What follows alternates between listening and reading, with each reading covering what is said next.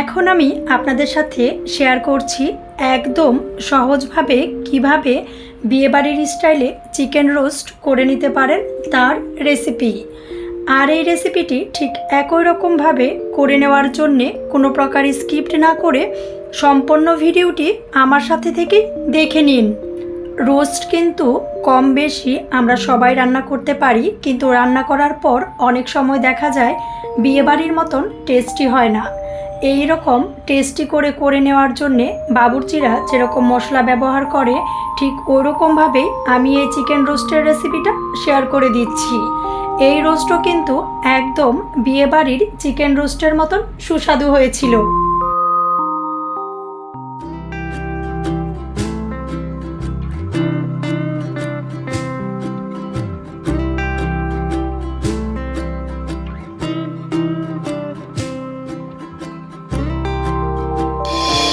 রোস্টের এই রেসিপিটা করে নেওয়ার জন্যে আমি একটি মুরগি থেকে 4 পিস করে নিয়েছি। পিস করে নেওয়ার পর এখানে মাংসের ওজন দাঁড়িয়েছিল 1 কেজি 50 গ্রাম। পরিষ্কার জল দিয়ে খুব ভালো করে ধুয়ে নিয়ে মাংসের উপর দিয়ে দিচ্ছি 1 চামচ লবণ। এর সাথে আরও দিয়ে দিচ্ছি 1 চামচ আদার রস।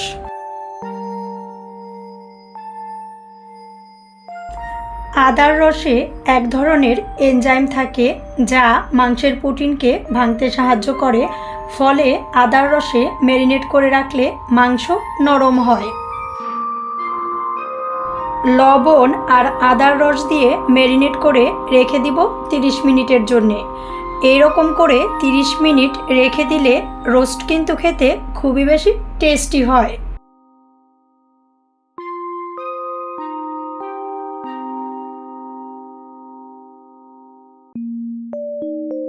ম্যারিনেট করে রেখে দিয়েছি। আর এদিকে রোস্টের জন্য সবথেকে যে ইম্পর্ট্যান্ট বিষয়টা এটা আমি করে নিচ্ছি। এর জন্যে প্যানে পর্যাপ্ত পরিমাণে তেল নিয়ে তেলটা গরম করে নিচ্ছি। তেল গরম হয়ে গেলে পেঁয়াজ বেরেস্তা করে নেওয়ার জন্যে পিস করে নেওয়া পেঁয়াজগুলো গরম তেলে দিয়ে দিচ্ছি।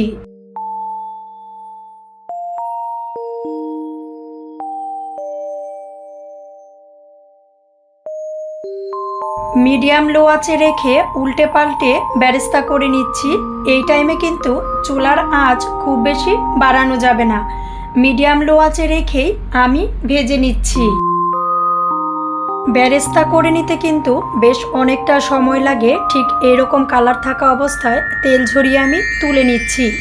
এর থেকে কড়া ভাজতে গেলে পেঁয়াজ কিন্তু পুড়ে যাবে, ঠিক এরকম অবস্থাতেই তেল ঝরিয়ে তুলে নিতে হবে।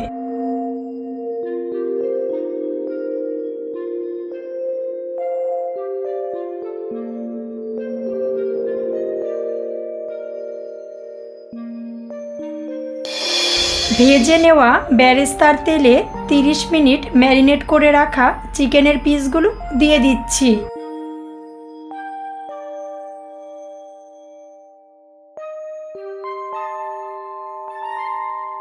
চিকেনগুলো কিন্তু খুব বেশি টাইম ভাজতে হবে না, মিডিয়াম লো আঁচে রেখে 2.5 মিনিটের মতন একটা পাশ ভেজে নিয়ে আরেকটা পাশ আমি উল্টিয়ে নিয়ে 2.5 মিনিট ভেজে নিচ্ছি।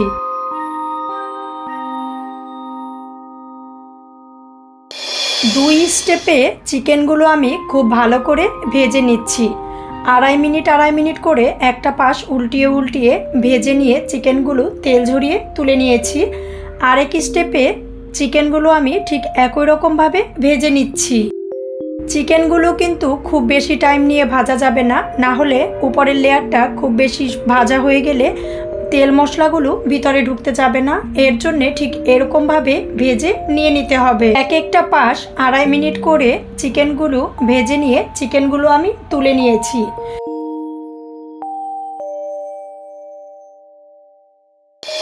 বেরেস্তা করে নেওয়ার পর ওই তেলে চিকেনগুলো ভেজে নিয়ে ওইখান থেকে কড়াইতে দিয়ে দিয়েছি বেশ অনেকটা তেল। বেরেস্তা করে নেওয়া তেলে চিকেন রোস্টটা করে নিলে খুব বেশি ভালো লাগে, এর জন্যে ওই তেলটাই নিয়েছি। আপনারাও ট্রাই করবেন বেরেস্তা করে নিয়ে ওই তেলেই চিকেন রোস্টটা করে নেওয়ার জন্যে। তেল খুব ভালো গরম হয়ে গেলে দিয়ে দিচ্ছি দারুচিনি। এর সাথে আরও দিয়ে দিচ্ছি তেজপাতা, দারুচিনি আর তেজপাতা কিছু টাইম ভেজে নেওয়ার পর দিয়ে দিচ্ছি 1 চামচ রসুন বাটা। এর সাথে আরও দিয়ে দিচ্ছি 1 চামচ আদা বাটা, সাথে দিয়ে দিয়েছি 2 চামচ পেঁয়াজ বাটা,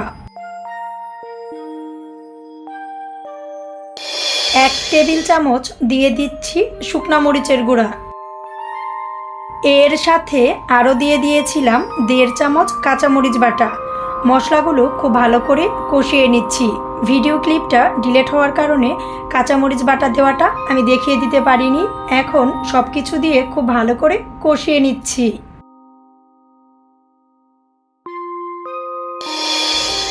এর সাথে দিয়ে দিচ্ছি স্পেশাল রোস্টের মশলা। এই মশলাটা আমি বাসায় করে নিয়েছিলাম, আপনি ইচ্ছা করলে কিনেও নিতে পারেন, নয়তোবা বাড়িতেও রোস্টের মশলাটা করে নিতে পারেন।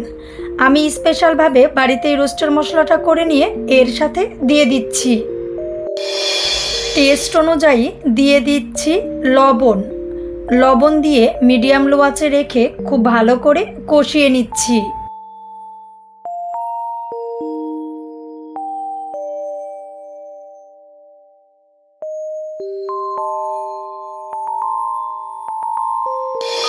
অল্প পরিমাণে দিয়ে দিয়েছি জল, মশলাগুলো যাতে পুড়ে না যায় এর জন্যে অল্প পরিমাণে জল দিয়ে নিয়েছি।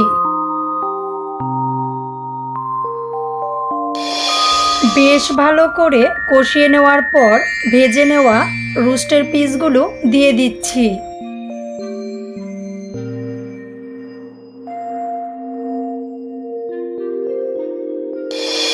এর সাথে দিয়ে দিচ্ছি 3 চামচ টক দই। টক দই দেওয়ার আগে খুব ভালো করে ফেটিয়ে নিয়ে তারপর দিয়ে নিতে হবে। এখন দিয়ে দিচ্ছি 1 কাপ পরিমাণে পেঁয়াজ বেরেস্তা। এর সাথে আরও দিয়ে দিচ্ছি 2 চামচ কাঠবাদাম বাটা। বাদাম বাটার সাথে 1 চামচ পোস্ত দিয়ে আমি একসাথে করে বেটে এর সাথে দিয়ে দিয়েছিলাম। 1.5 টেবিল চামচ দিয়ে দিচ্ছি টমেটো সস। এবার চুলার আঁচ মিডিয়ামে রেখে মশলার সাথে চিকেনগুলো খুব ভালো করে মিশিয়ে নিচ্ছি।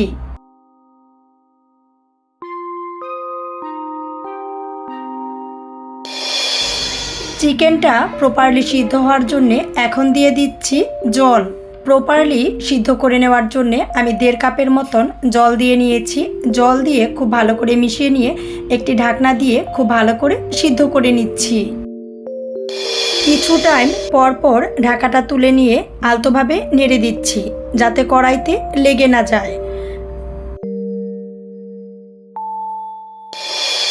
এখন দিয়ে দিচ্ছি 3টি আলু বুকরা। এর সাথে আরও দিয়ে দিচ্ছি কিশমিশ। রোস্টের টেস্টটা ব্যালেন্স করার জন্যে দিয়ে দিচ্ছি 1 চামচ চিনি। এর সাথে আরও দিয়ে দিচ্ছি 2 চামচ ঘি। দিয়ে দিচ্ছি বেশ কয়েকটি কাঁচামরিচ।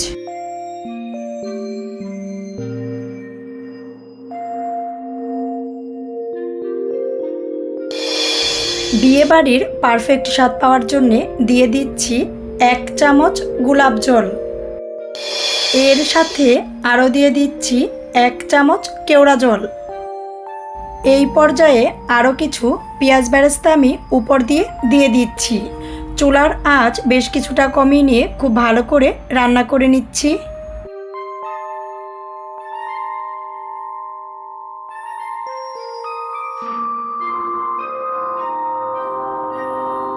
মিডিয়াম লো আঁচে রেখে কিছু টাইম পর পর ঢাকা দিয়ে আমি খুব ভালো করে রোস্টটা রেডি করে নিচ্ছি।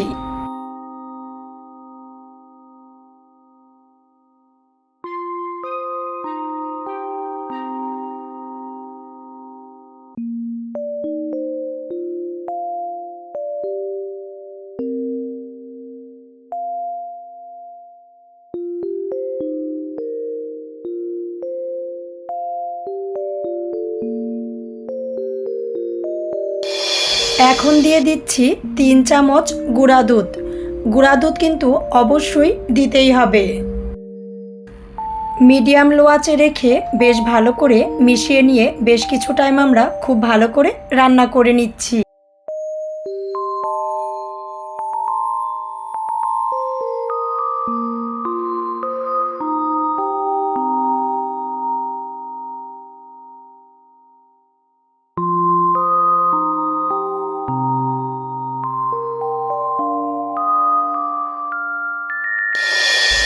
বিয়েবাড়ি স্টাইলের রাজকীয় স্বাদের রোস্ট কিন্তু আমাদের করে নেওয়া হয়ে গেছে।